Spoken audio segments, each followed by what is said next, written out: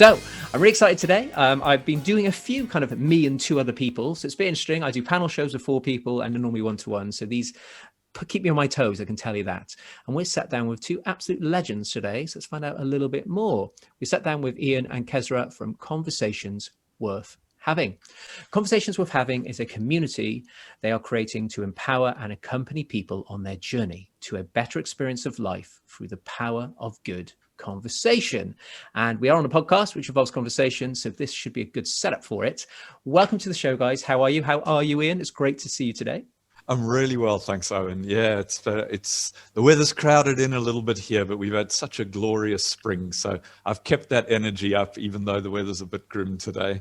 Yeah, well, I know both of you are in lovely places in the world, so I always watch your videos go, oh, over here in Britain, having a great time.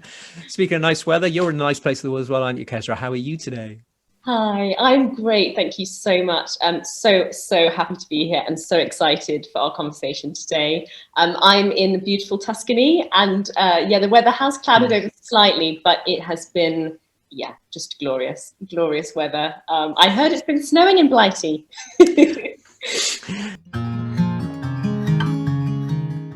I'm going to ask both of you the same question that everybody gets when they come onto my show. I'm so excited to find out what your answer is, which is, what does self-awareness mean to you and how do you integrate it into your life? So if we head back to you, Ian, what is self-awareness? How do you integrate it?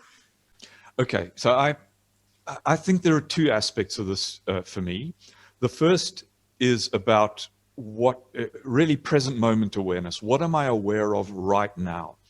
And this is what I use to ground myself constantly throughout the day.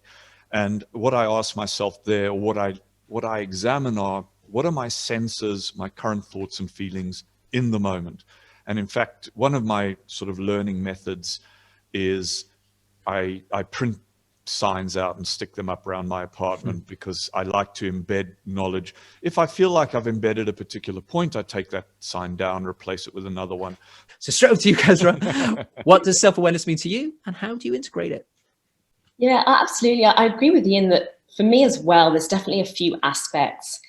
Overall, and I think the most important one is awareness to me means being present to my whole experience of life, of what it really means to be human and to live my life in the present moment as much as I possibly can. And that means feeling all of my feelings, especially the hard ones.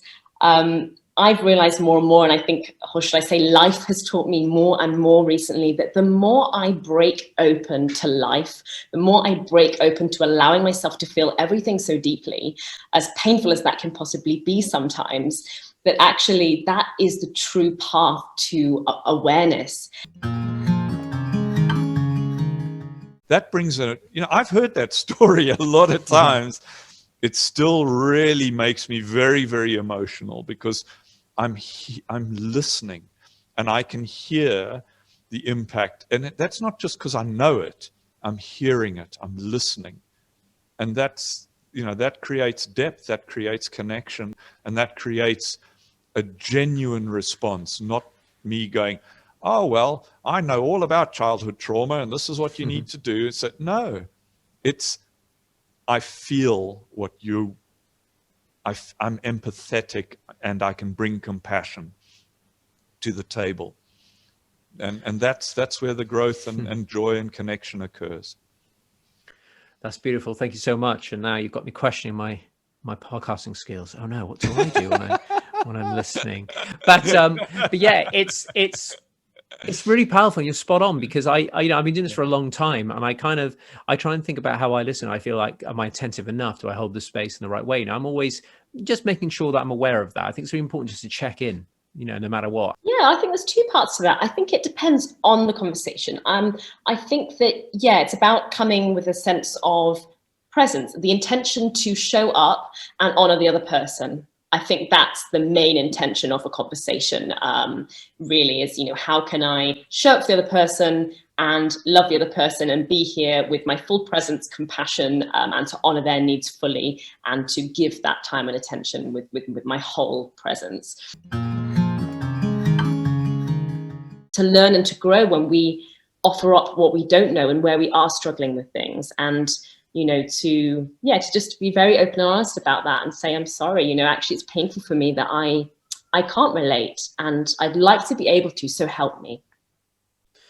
Yeah, thank you. It's so powerful. And I think you're right. I think in a nutshell, it's to hold the space and pass the mic, really. It's just allowing them to share their experience. You just hold the space, and that show that I did, I thought it was very powerful. And I sat back and I seek to learn. I didn't, I can't understand what it feels like, but I can certainly seek to learn about what the experience, they can teach me what that looks like conceptually. I can't embody it, but yeah, please let me learn, because it's my duty I think as a human to learn for as many people as I can, so I can help them and facilitate support for them that they may need.